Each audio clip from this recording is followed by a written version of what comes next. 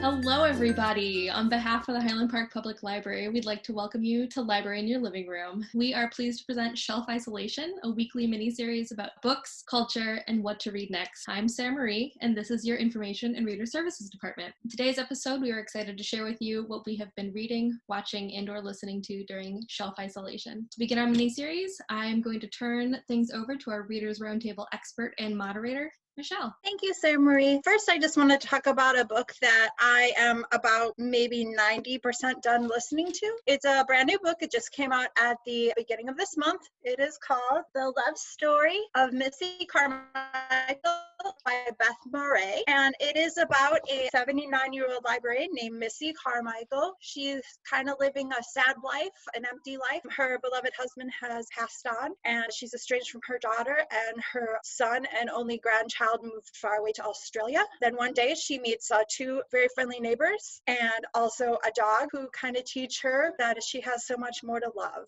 It's just a really nice read. If you liked Britt Marie Was Here or A Man Called Uwe by Frederick Bachman, or even The Story of Arthur Truelove by Elizabeth Berg, I think you would really enjoy it. It's available on Libby on both ebook and e-audiobook. It's really enjoyable. Second, I've been feeling kind of sad, so I wanted to rewatch one of my favorite movies. It is called Dusk Set. It stars Spencer Tracy and Kathleen Hepburn. Kathleen Hepburn plays Bunny Watson, who is the head of a reference department in a studio, and she finds out that there might be somebody coming in and that introduces a machine to her department. It's really funny, there's love, and the reference department just has the greatest minds, and you just wish you could be that kind of librarian. And last but not least, I just wanted to talk about one of my favorite shows that has recently come back. It is on Animal Planet. It is called The Zoo. It is in the 4th season right now. It is about just what goes on behind the scenes at the Bronx Zoo. If you love animals, it's just a really nice, fun show. You learn stuff and you just learn to love all these animals. And also, there's another show on Animal Planet that just finished, but it's called The Aquarium. And it's the behind the scenes at the Georgia Aquarium. And they're just really nice shows. They're just a lot of fun. You just learn so much. And I'm going to turn it over to Catherine. Thanks, Michelle. First, yay for Desk Set. I love that one. So the first thing I have to talk about is a book by Kenzaburo Oe, which I finished this week. It's called Rouse Up, O Young Men of the New Age, which is a quote from William Blake, and there's a lot of William Blake in the book, but it's the semi-autobiographical book from Oe, who won the Nobel Prize for Literature in 1994. And it's the story of a writer named Kay, who, like Oe, has a disabled son suffering from congenital brain damage. And it's really just the story of dealing with his son's transition from being a child to being a man, and how that has changed their relationship, and is really mostly not so much about the son, but just very self-reflective. He struggles with how he feels about being a father and whether he was a good father in ways he could have been better or not. But it was just really marvelously written is what I liked about it. And there is a lot of William Blake in it. So if you like William Blake, that's a plus. If you don't like William Blake, maybe it's not so much a plus. I do really recommend it. The only thing I would say though is, well, let me first say the translation is very good. A lot of times Japanese translated into English comes off as very stilted, and that was not the case here. But the translator wrote an afterword in which I thought he was really kind of condescending about Oe's son, and that really turned me off, and he used some language that is dated, to say it mildly, and he wrote it in 2001. Even then it was kind of dated language, so I would just say skip the afterword if you read it. The other thing I wanted to talk about is that I've been trying to meditate a little bit for the first time in a long time, and so I've been trying to do it for 10 minutes a day, and I sat down to try to do it, and I kind of thought, I don't really know how to meditate. But then, even though it's been 15 years since I've taken a yoga class from an instructor who really focused on breathing and meditation, I found that I slipped right back into it, which was kind of surprising to me. And I dug out my old DVD that my instructor at the time had recommended by this guy, Richard Freeman. So this one's called Ashtanga Yoga. I think I had one that was just about breathing, but I couldn't find it. But he does have an audio book available in Hoopla and in Libby that really focuses on his breathing techniques. It's really not, I guess, what I would think of as more modern yoga fitness. It really is more the spiritual aspects of yoga that he covers. It's kind of like going back to the 1970s a little bit when you listen to him, but I will say that his techniques really work. And so I recommend, trying that if you want to just work on relaxing breathing or other types of breathing techniques or meditation. And with that, I will turn it over to Stephanie. Thank you, Catherine. Well, I did more baking as usual. Seems to be a daily thing these days for me. Anyway, my husband's birthday was just last week and he decided he wanted a pie. So I used Midwest Made, and it's a really interesting cookbook. It has lots of recipes, obviously from the Midwest, but I made the pie. And it turned out, actually, it's the first time I've ever made pie from scratch. It turned out like this, and it was really delicious. Everyone was surprised, including myself. It was nice and flaky. And she has a lot of really fun recipes, like if you want to make the Danish kringle, the recipe's in here, tchotchkes, all types of really neat, fun, buttery things. And it was really enjoyable. And then the book I read, which I've been locking the doors, checking windows and things, is I'll Be Gone in the Dark. And it was written by Michelle McNamara, who grew up in Oak Park and became kind of obsessed at the age of 14 with a girl in her neighborhood was murdered. And the case was never really solved. But anyway, she follows from 1970 through 1980 rapes and murders that took place, first starting in Sacramento and then moving to other places in the state of California. And she coined the phrase, the Golden State Killer. He was doing rapes and burglaries and things in he was called the EAR, the East Area Rapist in Sacramento, and then he moved to the south side of Sacramento. She got onto this murder blog type thing, and some people, they started piecing things together, but unfortunately, she passed away in April 2016, and then the book was published after her death. It has a really good foreword by Gillian Flynn, and also her husband that does the conclusion, but I tell you, it's like Helter Skelter was a really scary book I read a long time ago. This thing, I'm serious, I've been putting the stick in the sliding glass door, all this, because how this guy got into these places, it's just unbelievable. And he was really meticulous, he would scout the neighborhood for weeks, and then people would notice, maybe the garage door was open for some reason, or maybe, just these little different things, but they're kind of, must have been the wind or something, kind of dismissed it. But anyway, he would come back, and then he sometimes would call years later and taunt the person. The interesting thing about it was she never figured out who it was, but in April 2018, through DNA testing, they were able to pinpoint him because somebody had uploaded their DNA through a genealogy website. And so they ended up tracing this guy, and then the police, they pinpointed finally it had to be this guy, but they didn't really have his DNA. So they got some DNA information off of his car, and then they found a tissue. And when they ran that tissue through the system, it was a perfect match. So his name was Joseph James D'Angelo. And last year, he finally said that he would confess to the murders if he was given a life sentence. And currently at this time, they're still saying no, that they want the death penalty, even though that has been postponed in California. Anyway, really good book, really scary. I know I've gone on and on about it. It was a fast read. Day and a half I read this thing. Anyway, I highly recommend it. And that's all I have for you today. So on to Gus.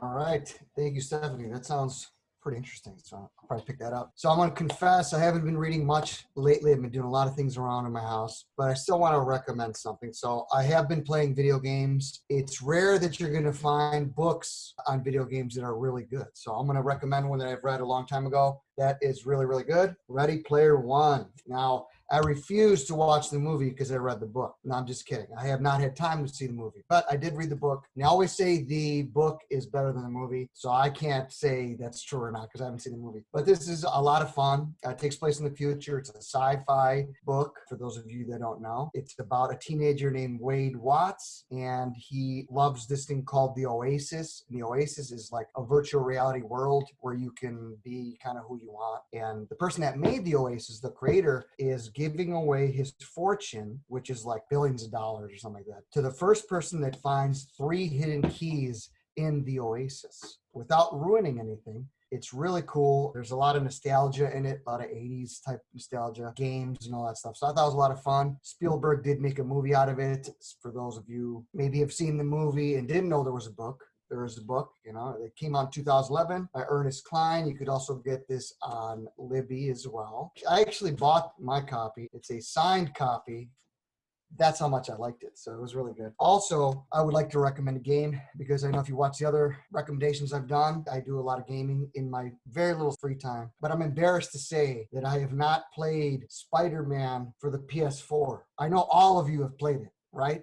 I'm sure everybody has played it, but I just bought it myself and I just started playing it. It is awesome. I think it's a lot of fun. You play Spider-Man, and the only thing I've done since I played it is just swing around and climb buildings, and it's a ton of fun. So it's just kind of an escape if you want to play something fun. It's for the PlayStation 4, rated T for teen, so be careful. Other than that, that's what I've been doing kind of this week. I've been doing stuff around the house as well, but I highly recommend these two if you have not played or read Ready Player One. With that, I'm going to go ahead and give it to Karen. Thanks, Gus. I have a few things this week to talk about, and the first one is a book by Ann Hood. It's called The Book That Matters Most, and you might remember a few weeks ago I talked about an Ann Hood book that was called Kitchen Yarns. It was a book of recipes and stories about the people behind them. So this was completely different. The Book That Matters Most is a fiction book, and the main character is called Ava, and she is recently divorced, 50-ish, I think, has 2 grown children, and is just at loose ends, and is so happy to be invited to join a book group that has a vacancy. You only get into these things, I guess, if somebody moves away. So she got this chance to join and she's gone. And the book that matters most is the theme for this year. Everybody has to pick the book that mattered most to them, and then the group will read it, once a month when they meet. So he says, well, the book that mattered most to me was a book I read when I was 10 or 11. It's called From Claire to Here, and that's the book that mattered most to me. That's my choice. So the other group members can't find it. It's not a common book. It's kind of an obscure book. So she just, I read this section again. I don't know why she did this, but she just says, well, don't worry. I've contacted the author and she's agreed to appear at the club and talk to us. And this is totally made up. But now that she said it, she has to find the author, and the rest of the book has to do with how that happens. There's some connections between this book and other people in the book. I don't want to say any more because there's a lot of surprises that I would ruin if I did. But it was a nice, fast-moving, interesting book, straightforward, didn't take a lot of time to read. So I recommend it for that reason if you like that sort of a book. And I'm continuing my listening to the Fred Vargas A Climate of Fear, and I'm just past the point at which I abandoned the reading of it. I'm listening to it. Turns out it's about 15 hours long. I'm at 10 hours, so I think I'll stick with it. I thought I might have to go back to the print copy at some point, but I've gotten beyond that last read point, and I'm enjoying the listening of it. 5 more hours. And another thing I do on my walks, besides listen to audiobooks, is sometimes I will listen to the radio. Last Sunday at 5 to 6, I listened to the New Yorker Radio Hour, and that is available online if you just search for New Yorker Radio Hour. They've got it divided up by segments or episodes, and I re-listened to one of the segments I heard on Sunday because they announced that today actually is the 50th anniversary of the first Earth Day, and one of the segments on this past Sunday was about Rachel Carson and her writing, her career, and I didn't know much about her. She, it turns out, went to college intending to become a poet. She changed her major from English to biology after she took her first biology class, and during this episode they had a person reading from her writings and they had somebody narrating, and it made you want to read Silent Spring, which I think I will try to do. I never did that in the past, and it is on Hoopla, I was happy to find. So all of us could do it if you're interested. That's it for me. Next, we will go to Lisa.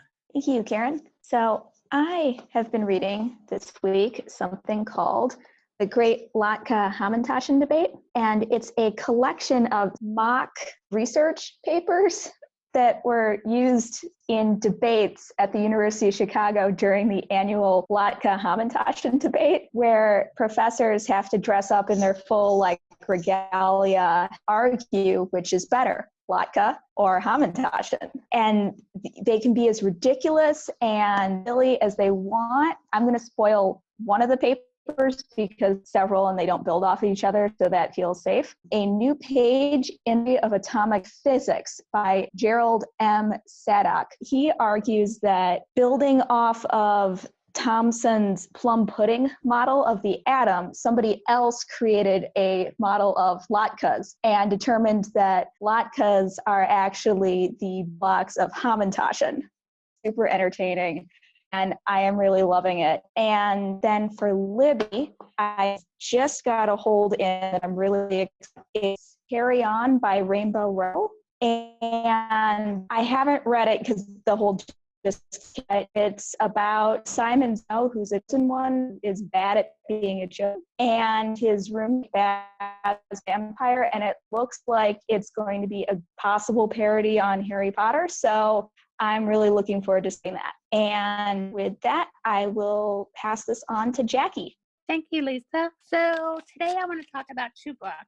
The first one is called 18 Tiny Deaths by Bruce Goldfarb from Hoopla. The book is about Frances Lister Lee, who is known as the matriarch of the modern practice of forensic pathology. Frances was born in 1898 to John Jacob Glasner and Frances Macbeth. John Jacob Glasner is one of the wealthiest men in Chicago. He was instrumental in helping bring the Chicago Symphony Orchestra to life. They had a mansion on South Prairie Avenue where all the rich people lived. So Frances lived in very comfortable circumstances. She and her brother George, because George had such severe allergies, doctors recommended that he not go to school. So they had their own classroom in their mansion. George obviously had a good education because he got into Harvard and did very well from there. Frances got married when she was 19. 3 children. She and her husband divorced in 1914. So she lived her life as a mother and then eventually a grandmother. But in 1929, she was recuperating in Boston at a convalescence home and met George McGrath, who happened to be one of her brother George's best friend from Harvard. George McGrath spent some time with the family at their summer home in New Hampshire called The Rock. But George was also a medical examiner in Boston. So Boston and their county had a medical examiner situation, and this is very unusual at that time in the United States. But George told Frances 2 things. He told her that, one, the human body was beautiful. So she decided to take him up on the offer, and she actually watched an autopsy and discovered the human body was beautiful. The other thing he said was that it's very difficult to get juries to understand crime scenes based on still photographs and diagrams of the crime scene. So Frances, these conversations developed an enthusiasm for her to create a system of medical examiners throughout the United States. She funded a department for Harvard University Medical School. She did all kinds of things, but this was just her passion in life. She decided that there were 3 stools of change that needed to happen here in the United States. The first one is legal. We need to legally change the system from coroners to medical examiners. The second one's medical, making the medical field know that this was actually a field of study that needed to happen. And the third one was the police themselves needed to have training on how to corner a medical examiner in. With that, she created a seminar at Harvard that is still in existence, not at Harvard anymore, that 1-week seminar for police officers to learn crime scene investigation, basically. And she created 20 dioramas of crime scenes for the police so that they can learn how to investigate crime scenes. 18 of the dioramas still exist. They were called the Nutshell Studies of Unexplained Death, and they are still being used today to help train police investigators. They're housed at the Maryland office of the chief medical examiner, and Bruce Goldfarb, the author, actually worked in that office, which is how he became interested in Frances. The book itself is very interesting. There's a lot of details about the legal and medical aspect of this. And it's not just her life, it also talks about George McGrath's life and other things. It's a really interesting book. The thing about these 18 dioramas that are in use, they've only been on public display once in all this time, and that was after the Smithsonian refurbished them in 2014. So if you want something that is very interesting, do that. Also, her home, the Glassner house, is actually a museum, still in existence, and people can actually go to the house and visit it. So that is a very interesting book, and download it on Hoopla because it's there. The second book I decided to read because it is Earth Day week, if we want to call it that. And like Karen said, it is the 50th anniversary of Earth Day. And this book is called Uninhabitable Earth. This book is by David Wallace Wells, and it is a expansion of a New Yorker magazine article from July of 2017 about global warming and climate change. Basically, he wrote this book as a worst case scenario, and it mentioned during this Earth Day week. And basically, he wanted to show that this crisis is happening much faster and it's much more all-encompassing than what we know. And he wrote it to basically activate people who are casually engaged in the topic. And he said people should be scared. So it actually is a very engaging book, but it is kind of a downer. And some of the reviews compared it to Silent Spring. So it's a very interesting book and kind of timing for now. It is available in the Libby app, and it's also available at the library. The last thing I want to mention is I read this the other day, and I haven't actually gone online to look at it, but PBS is releasing some of Ken Burns' documentaries for people to watch online. So you may want to check that out. And with that, I'm going to turn this up. All right. Thanks, Jackie. I've got my little 18-month-old assistant here with me. So we'll start with his recommendation, which is Knuffle Bunny. Very cute book. In case you haven't read it, this is Trixie. She loses Knuffle Bunny at the laundromat and is very upset until he's found. But the reason I wanted to mention this is there is like a 9-minute movie of this book on Hoopla that is a bonus borrow. And I know as parents who are trying to work from home, a lot of parents are going to more screen time than we otherwise would like to. So I wanted to mention that Hoopla has a bunch of children's books on video, which are a great way to do screen time that's still book related, somewhat educational. And my assistant is off doing his own thing. So I will talk about my other recommendations this week. The first book I read was Jenny Colgan's The Bookshop on the Shore. I mentioned last week I was reading The Bookshop on the Corner. This is the sequel. It stands alone pretty well. It's the story of a single mother named Zoe who moves to Scotland to take over the book van temporarily while Nina, the protagonist from The Bookshop on the Corner, is on maternity leave. And then it's basically her story. You don't hear a lot from Nina anymore, but it was really cute.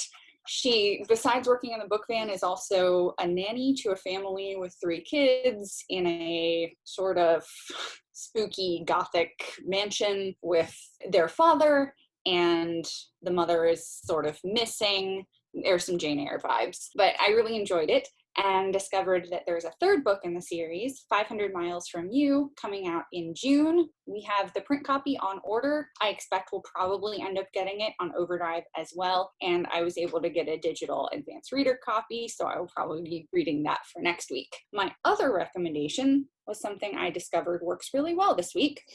This is my Bluetooth speaker. I mentioned a couple weeks ago we've been listening to Harry Potter on audio in the car, and so we kept looking for excuses to go places in the car so we could listen to it, and there's not many places to go now other than picking up our grocery order. So I realized that I could put my nice little Bluetooth speaker in the stroller when we take our stroller walks every day. So we finished Harry Potter yesterday and are excited to start Charlie and the Chocolate Factory today.